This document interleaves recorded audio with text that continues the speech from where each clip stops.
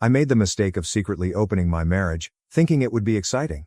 Now I've lost my precious husband and the life we built together, and I'm desperately trying to fix it. I'm a 25-year-old woman, and my boyfriend is 26. We started dating when I was 18, and he was 19. We were together for 3.5 years before deciding to move in together when he finished college. Since then, we've been living together, and our relationship is fantastic. We're not only a couple but also best friends, and we share a deep romantic connection. I'm crazy about him and hope to marry him one day, as well as become the mother of his children. Although I had hoped we'd be married by now, I respect his decision to establish himself before making such a significant commitment. Now, here's the issue. Recently, a new colleague joined our company, and I was responsible for bringing him on board and providing basic training. His name is Jay, and he's a former professional athlete in great shape. The twist is that Jay is married, and he and his wife have an open marriage. They have a child together, conceived while she was still married to another man, and she continues to have a physical relationship with her ex and others. During one of our conversations, Jay shared all of this with me. Initially, I found it to be quite an unusual and unconventional situation, especially the dynamic his wife has with her ex-husband. When the topic came up, Jay asked me for my thoughts on open relationships. I made it clear that I was completely against the idea and that I would never want to share my husband or be with another man. Our discussion on this matter ended with Jay suggesting, "Let me know if you ever want to try it sometime. I think you would change your mind." I was surprised by his comment but brushed it off with a laugh and changed the subject. As the weeks have gone by, Jay and I have grown closer in our work relationship. I must admit that I've developed a strong physical attraction to him. In the past week, we've started flirting with each other, and I'm becoming concerned because I can see where this is heading. I haven't discussed any of this with my boyfriend because I know he would end our relationship immediately. It's not that he's possessive, but he firmly believes in the concept of one woman and one man in a relationship. Even just flirting with Jay would be a major breach of his trust. I've decided to take a risk and talk to my boyfriend about open relationships to see if he's interested. For those who have experience with this, I have a few questions. 1. How did you initiate the conversation? 2. What did you say? 3. What happened to your relationship with your partner? Did it improve or worsen after opening it up? I talked to my boyfriend about it, but he immediately rejected the idea. I didn't directly ask for an open relationship. Instead, I mentioned Jay. I told my boyfriend that Jay was a new colleague and that my coworkers mentioned he and his wife were in an open marriage, and she still had a physical relationship with her ex-husband. My boyfriend's immediate response was, "That's just disgusting." He went on to say that Jay must be foolish because no man would accept his partner being intimate with another man. He also had some less pleasant words for Jay's wife. In response, I just laughed, agreed with him, and changed the subject. It seems like my desire to be physically intimate with Jay won't be fulfilled, at least not in the near future.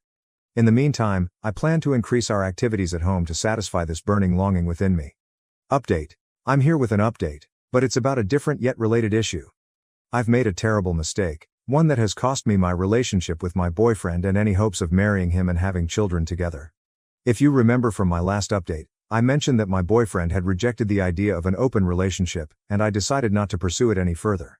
Well, a week later, my boyfriend went to Chicago for a trade show, and I was home alone from Tuesday through Thursday that week. On Tuesday morning, Jay and I were flirting heavily in the office, and during our lunch break, we went to his apartment and were intimate. I deeply regret this now, and I can't believe how foolish and selfish I was. We repeated the same on Thursday. While the physical aspect was satisfying, it didn't compare to what I have with my boyfriend. Jay has an attractive physique, but he couldn't match the emotional connection I have with my boyfriend, so our encounters felt empty. After our meeting on Thursday, I had planned to make it our last, but I didn't want to hurt Jay's feelings, so I didn't say anything. That day, on a different note, I was shocked by the way Jay and his wife live. Their apartment is packed with exercise equipment, and it's in disarray, with clothes scattered everywhere and things out of place. My boyfriend and I are quite tidy, so this really bothered me and somewhat detracted from the experience. Sorry for going off topic, but I needed to get that off my chest. It really bothered me. Moving on to Thursday. My relationship with my boyfriend and my hopes for a happy life took an abrupt turn when I arrived home. My boyfriend was already there, and I could sense something was wrong. He was standing by the door, wearing his coat and holding his car keys. I was excited to see him and tried to kiss and hug him, but he kept me at arm's length with his hand. Then he said something that shattered me. He told me he had been contacted on social media by Jay's wife, who asked if he would like to meet up and possibly go on a date since Jay and I were now involved physically. They had a call, and she spilled all the details about my relationship with Jay. Apparently, she and Jay enjoy being with other couples, which is their biggest turn-on. Hearing this news left me breathless, and I felt like I might faint, so I had to sit down. I immediately began explaining and apologizing, but he simply said, "Be quiet." Then he handed me a document, an eviction notice that he created himself using an online template and intended to file legally. He informed me that I had 30 days to move out before he initiated legal proceedings. In the meantime, he mentioned that he would be staying with his parents and instructed me not to contact him. I couldn't hold back the tears and made another attempt to reach out to him, but he kept his distance. After that, he rushed out the door, down the parking lot, and drove away quickly. I tried to catch up with him, but he was too fast. For the next 3 hours, I attempted to contact him, but he didn't respond. I then called his mom to inquire if he was with her. She confirmed that he was but said he couldn't speak. When I asked if I could come over, she firmly declined, stating that I was no longer welcome there. Hearing her words tore me apart. I tried to explain that I had made a terrible mistake and would never hurt him again, but she responded with simple acknowledgments like, "Okay, and yeah," and asked if I had anything else to say. When I declined her invitation, she simply said, "Take care and have a nice life," before hanging up on me. I felt miserable throughout the night and kept sending texts to my boyfriend, some of which now seem crazy when I look back on them. Among other things, I repeatedly apologized, professed my love for him, and emphasized that he was the only one I loved. I also sent him a text where I stated that the physical relationship with Jay meant nothing, that it was just a foolish experiment, and that he was far superior. It might not have been the best thing to say, but it was true. I thought maybe boosting his ego would make him break down and reach out to me, but it didn't. The following day, I drove to his office, although I didn't enter the building. Instead, I sent him a text letting him know that I was waiting outside in the parking lot and intended to stay there all day because I wanted to talk to him. He didn't respond, but around 11 a.m., I spotted him walking toward my car. Seeing his handsome face approaching brought tears to my eyes, as I love this man deeply. I hoped he would come to my side, pull me out of the car, and start hugging and kissing me. But instead, he walked around to the passenger side and got in. We spent the next hour talking, and he allowed me to express myself without interruption. Once I had poured out all my thoughts and feelings, he calmly stated that cheating was a deal breaker for him, and our relationship was effectively over. He expressed a desire to maintain a civil tone but made it clear that he wanted no further involvement with me. Despite my continuous pleas for a second chance, he remained resolute. As our conversation neared its end, I inquired, "Where will I go when I move out?" I knew I couldn't afford an apartment on my own in the metropolitan area. In response, he told me that I would have to figure that out, but he assured me he would provide a check equivalent to his share of our expenses for 1 month to help me get started in a new place. Despite my attempts to beg and plead, he repeatedly responded with a firm no. When I had run out of things to say, I asked if I could kiss and hug him. He agreed to a hug but declined the kiss. We embraced for a good 10 minutes before he gently pulled away. Afterward, he returned to his office, leaving me in tears and berating myself for the next hour. I'm back with a new set of questions. This time, as someone deeply remorseful for cheating, is there hope for my relationship? Are there steps I can take to rebuild my boyfriend's trust in me? I want to emphasize that this was a one-time mistake, and I'm desperate to hear from women who have faced similar situations, especially if you manage to salvage your relationships. I'm willing to do whatever it takes to win him back because I'm struggling without him. I want to express my gratitude for the responses I've received so far and any future responses to this post. Sharing this with someone has provided me with tremendous relief. I'm so ashamed of my actions that I can't bring myself to discuss them with anyone I know. Having this community to message with has truly been a lifeline. Thank you from the bottom of my heart. Once again, update. It's been a while, and many of you have messaged me asking for an update on my relationship. I'm sad to announce that my boyfriend and I have officially broken up. Despite my weeks of pleading for another chance, I came to realize that he wasn't going to change his mind. I ended up quitting my job and relocating to my hometown. I'm temporarily staying with my parents until I can regain my footing. I couldn't afford to live in the city on my own, and I wanted to avoid working at the same company as Jay, so I decided to uproot myself and return home. I deeply regret that he found out. Now, I feel like he has ruined my life. Yes, I understand that I can start over, but it's an incredibly challenging process. Finding a man might be easy, but finding an amazing man like my ex-boyfriend is exceptionally difficult. My grandma used to tell me that discovering a great man is like finding a diamond in a coal mine. She emphasized that if you ever find one, you should hold on to it and cherish it forever. She told me numerous times that she believed my boyfriend was a diamond and I was one of the lucky ones. It turns out she was absolutely right. Regarding my ex-boyfriend, he appears to be doing well without me. He's thriving in his job, and he has never attempted to contact me. I sent several texts during the holidays, but he never responded, so I eventually gave up.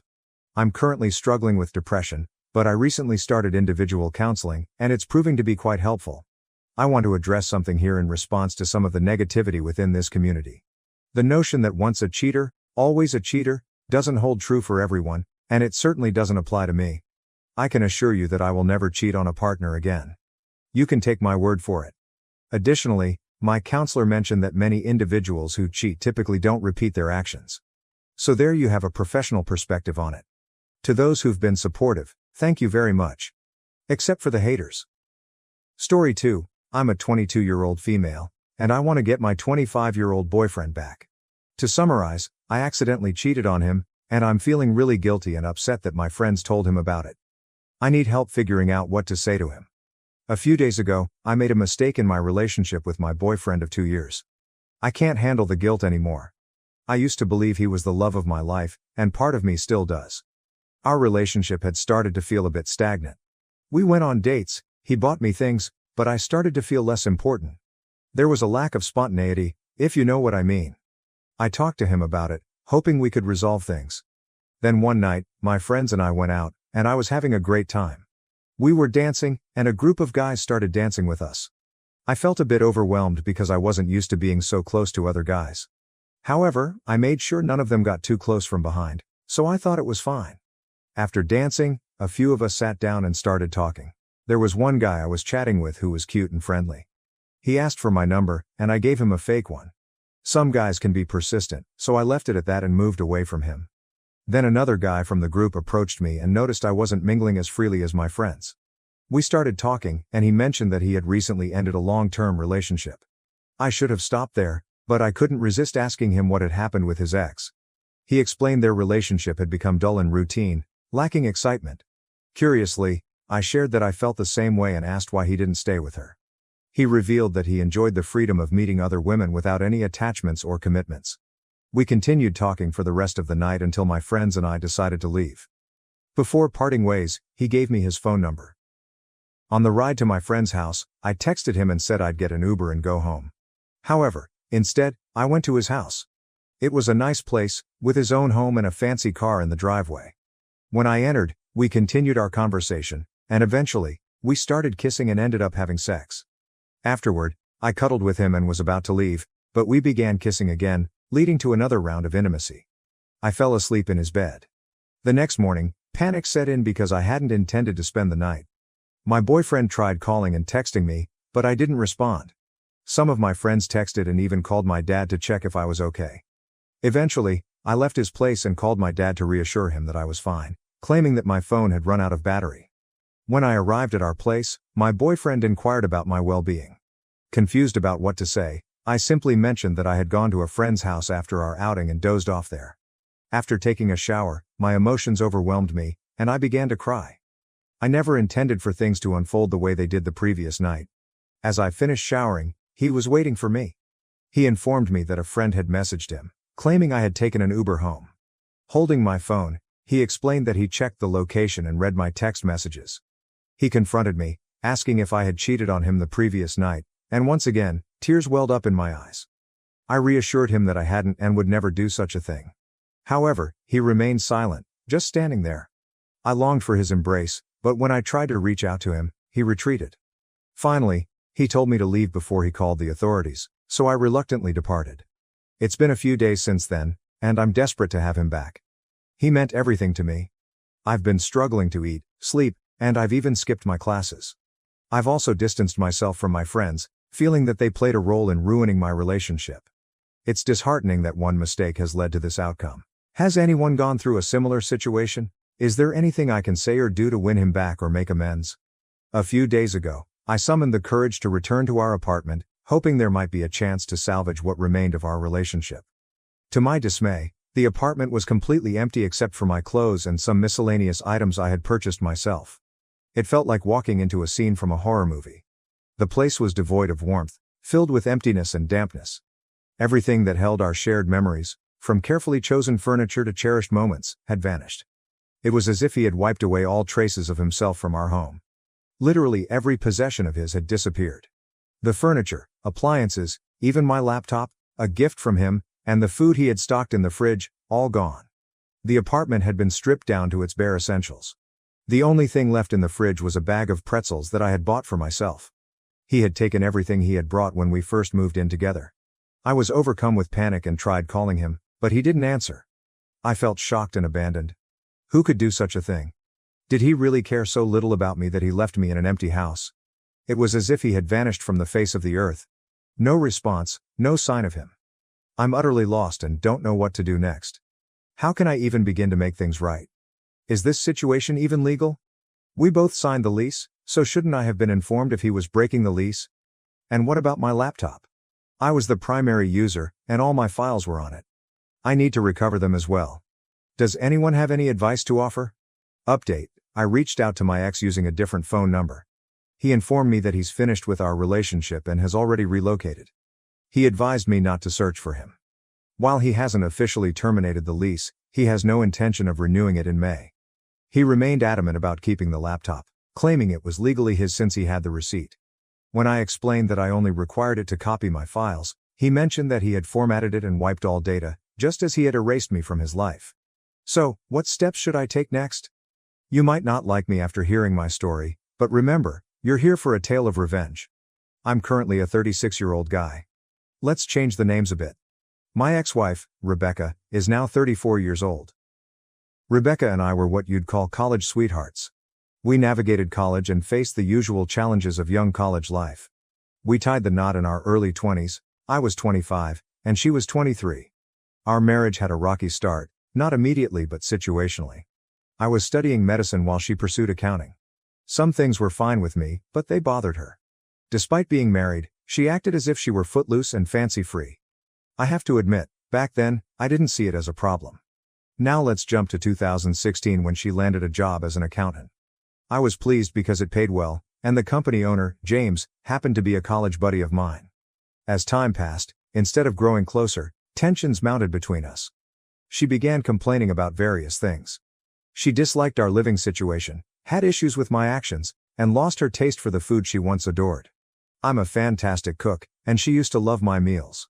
Our arguments escalated to the point where she'd hurl insults at me, calling me worthless and claiming she earned more than I did. This on its own might seem like a typical part of many relationships, as most couples have their ups and downs, but if it had stopped here, I wouldn't be sharing my story. The turning point occurred when I heard from our mutual friends that Rebecca and James were spending time together with some of them. I found this odd. Why would she hang out with him? Why were they socializing with our mutual friends without me knowing? I confronted both of them, and they explained it was a last-minute plan that didn't include me because I was working and out of town that day. Maybe they'd planned it in advance, I'm not sure. So, I let it go. Then came 2017, the year my marriage fell apart. I became increasingly suspicious. For those of you in relationships, you know it's a warning sign when your intimate life suddenly vanishes. I grew more paranoid, and whenever I tried to discuss things, I was met with resistance. I'm not perfect. I started yelling at her constantly, demanding answers, because something felt amiss. Your closest person in life seldom talks or spends time with you, and they insist there's nothing wrong. Does that seem normal? It can't be. This should have been a fantastic year for us. We had both paid off our student loans, and we were reaching our financial peak. It should have been a great time. My friends and I had the idea to open a small medical shop as a side business. One of those friends was Saladin. He suggested we celebrate at a pub. While we were there, I noticed a woman who looked exactly like Rebecca. It wasn't too alarming, but it caught my attention. She was dancing with another man, and the lighting was dim. As I got a closer look, lo and behold, it was Rebecca and James dancing hand in hand. I could say it didn't bother me much because they are friends and colleagues, right? I was there with my colleagues, and she was with hers. But of course, it was bothering me. So, I decided to send her a text asking where she was. She usually heads home at this time. She replied that she was already at home. Now, that was a major red flag. A huge red flag, almost like a communist parade. I told her to stop lying because it was clear she wasn't being truthful. She seemed to get paranoid and texted that she was on her way home. After that, she left the pub, and I followed shortly. On my way back home, I knew I needed to have a direct conversation with her about James. So, when I got home, I did just that. I asked her face to face about James, and her reaction was as if she had seen a ghost because she clearly wasn't expecting that question. The way she reacted was far from what I would consider normal when asking about a friend. She mumbled and tried to play it off, but as I listened to her speak, I already had a strong suspicion that something was seriously wrong. That night, my curiosity got the best of me, and I decided to snoop through her phone. Please don't judge me, but I felt compelled to find out the truth. We had known each other's passwords, but she had changed hers, so I couldn't access it. However, the following day, while I was snooping, I managed to get it. I know it's not the best course of action, but I was desperate to uncover the truth. And there it was. A multitude of texts, countless questionable pictures, degrading comments, and even her referring to him as daddy. My wife and I had made a promise to each other that we would always be transparent and open if there was anything we needed to explore. Unfortunately, she broke that vow too. She shared with him how thrilling she felt that night at the pub. I went through everything. What hurt the most was that she had told me herself that if either of us ever got bored in the relationship or needed to spice things up, we would let each other know. She shattered everything. I couldn't look at her the same way anymore. I went to bed and cried deeply into the night. I want you to know that I had thought about coming up with a plan to get back at her secretly, but I didn't. I was overwhelmed with anger and emotion. The next morning, I made the mistake of confronting her without any evidence in hand. She yelled at me and stormed out, accusing me of being abusive and insane. That afternoon, her friends created a messenger group where they all teamed up to criticize me. She had apparently told all our friends that I was abusive. When she returned home that night, she informed me that she was in love with James and wanted a divorce. I asked her to talk it over first, but it turned into her berating me. I yelled back, and she didn't hesitate to call the cops. When they arrived, I was told to spend the night elsewhere. I went to my sister's, and when I returned the next morning, James's car was parked there. Are you kidding me? It was clear no further explanation was needed. He was intentionally doing it. Actually, she was intentionally doing it as well. I consulted with a lawyer.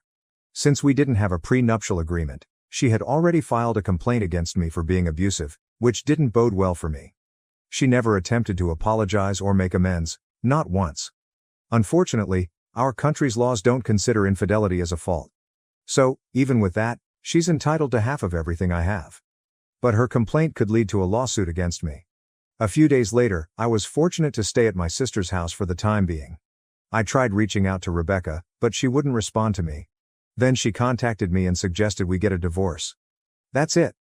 After 12 years of being in a relationship and 4 years of marriage, she ended it with a text. To make matters worse, I was convinced that James was taking my place. The first time I saw her after that, she handed me the divorce papers. Everyone in our friend circle believed that I was an offender, and James was seen as her savior. They thought she did the right thing by cheating on me. We were officially divorced at the beginning of 2018. She was openly dating James during our divorce as he became her life, and she was doing much better without me. I lost my job, my house, my reputation, and some of our mutual friends, all because of her affair and lies. I had to relocate to a different city to start fresh. Saladin played a significant role in helping me with this fresh start. He secured me a job that paid decently, although it was nothing like my previous one. But it was better than other alternatives. As I worked hard to rebuild my life, Saladin and I became even closer friends. My dating life was essentially over because I found it difficult to trust anyone. There was no communication between Rebecca and me, and the last I heard was that she had moved in with James, and they were doing well. Fast forward to the end of 2020, my life was actually improving. Despite the global pandemic forcing us to work tirelessly and with sore backs, it filled our pockets. Our pharmacy business venture became successful, allowing me to earn good money. A friend of mine tipped me off that James and Rebecca had split up. It was completely unexpected to learn that her hero, James, had cheated on her and left her in a tough spot. He abandoned her with a child that was undoubtedly his. To make matters worse, he had been absent since the baby was born and hadn't even acknowledged the child by signing the birth certificate. So now, Rebecca's raising that child as a single parent. I heard she tried dating after James left, but she claims she's still not over James, or me. The audacity of this woman. A part of me felt a sense of satisfaction with the aftermath. However, I have to admit I really missed having her around. So the next part might make you cringe, But I sent her an email to inquire about how she was doing. She didn't anticipate hearing from me. We exchanged emails and reconnected. Our first meeting took place in 2021, after several years. When I saw her, it was a shock. She looked significantly worse. She had gained weight, lost the charm she once had, and appeared constantly exhausted. She opened up about James and revisited the old wounds of her infidelity and lies. I got some closure, which provided a bit of relief. I suppose she sincerely apologized, admitting that she wasn't thinking clearly about what she was doing to me. She claimed that James poisoned her mind against me. Honestly, just her appearance alone infuriated me and fueled a desire for vengeance. It was evident that karma had already caught up with her and the hardships of life had brought her to her current state. It should have been enough. But remember the warning at the beginning? Yes, even after all she had done, I'm not blameless either. You can judge me, but that's not why I'm here. I felt the urge to exact revenge, and so I did. I wasn't finished with her.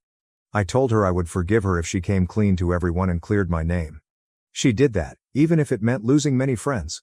My name was cleared, but she had to face the consequences because it was the truth. She wanted us to rekindle our relationship, essentially forcing me to raise James's child. I told her I was interested in starting over, but only if we took it seriously. That meant we needed to start dating again and seriously consider marriage first. Only then would I consider legally adopting her child. I have to admit, the little guy was adorable, and I had grown fond of him. Here's the ugly truth, I was already seeing someone else. It's safe to say I was cheating on that woman with Rebecca. She was a client of mine from another country. We were in a long-distance relationship, so we were dating, but it wasn't entirely exclusive, if that makes sense. Her name is Lisa. Lisa was Saladin's cousin. I had already informed her about what had happened beforehand. She was initially against my revenge plan and uncomfortable with assisting me in my intense request, but I managed to persuade her to help me. She understood that I needed to go through with it. Rebecca and I were residing in different cities, so I never moved in with her. However, I played it cool by claiming I needed to travel extensively for business, so I was unintentionally raising Rebecca's hopes, only to later disappoint her, much like she had done to me. Oh, the unfortunate part is that we were physically intimate, but we used protection. Rebecca genuinely believed she had found love again. I encouraged her to seek therapy to address her issues. Everyone noticed how much better and happier she seemed now that she was with me. She would frequently express gratitude for her good fortune, always followed by apologies directed at me. She started doing things for me that she used to do when we were married and deeply in love. Trust me when I say I had a lot of emotions tied to this woman. I reconsidered my revenge plan and started having doubts about breaking her heart the way I had fantasized. It would be terrible, the kind of trauma that sticks with someone for life. But then I remembered what she had done to me when we were married, when we had made vows that she broke. James may be an awful person, but she willingly chose to betray me. She never thought twice about breaking my heart, so why should I hesitate to think about hers? So I decided to proceed with my plan. Her birthday was approaching last October, and lockdown restrictions had eased up. Someone important to me, Lisa, was in my city. As a birthday gift, I invited Rebecca to go ring shopping. She chose her favorite ring, and I had it wrapped. She was overjoyed. That night, she came to me in tears, repeatedly apologizing for hurting me the way she had. She seemed genuinely remorseful, but I had no feelings left for her except indifference. On Rebecca's birthday, I drove her to our favorite spot, the same place where we got married for the first time. It's a beautiful location surrounded by nature. Lisa was already waiting there, so when we arrived at the spot, I introduced Lisa to Rebecca as my girlfriend. Rebecca turned pale and asked me what I meant by that. She questioned what she was to me. So I introduced her to Lisa as Rebecca, my ex-wife and friend with benefits. At that moment, I proposed to Lisa using that same ring. Rebecca lost her composure and began yelling. I responded by questioning how she could possibly expect us to reconcile when she had destroyed everything. I made it clear that I could never date someone like her again. She kept asking if everything we had meant nothing, and my response was a resounding no. Our last moments together were merely a form of closure. I helped her confront the pain she had caused me. Lisa was holding me back, concerned about Rebecca's suffering. I firmly insisted that Rebecca needed to leave, and eventually, she did. Afterwards, she repeated her previous actions. She told everyone that I had cheated and portrayed me as the villain. This time I took it in stride, and everyone saw her for the deceitful person she was. She had cheated on me and made me pay a steep price through false abuse allegations. And now, she expected me to raise her child from her affair partner as my own and date her. The last time we communicated was in December of last year. She wrote me a letter expressing her apologies and regret for the pain she had caused me. She wished me a better life and, from what I heard, had no interest in dating. Her appearance hadn't improved either. In my case, you can probably figure it out. Lisa and I ended our relationship. There were other issues between us, not just what happened. Some people claim that I'm worse than my ex. Could you please specify how I'm worse than her? I loved her, and she cheated on me, resulting in me losing my home, my job, my reputation, and my friends. I behaved poorly towards everyone. I gave her a taste of her own medicine, yes, by hurting someone else. But am I now worse than her? I might have emotionally hurt her, but that's what she did to me. I'm not seeking judgment. I'm sharing my revenge story, and this is what you call nuclear revenge.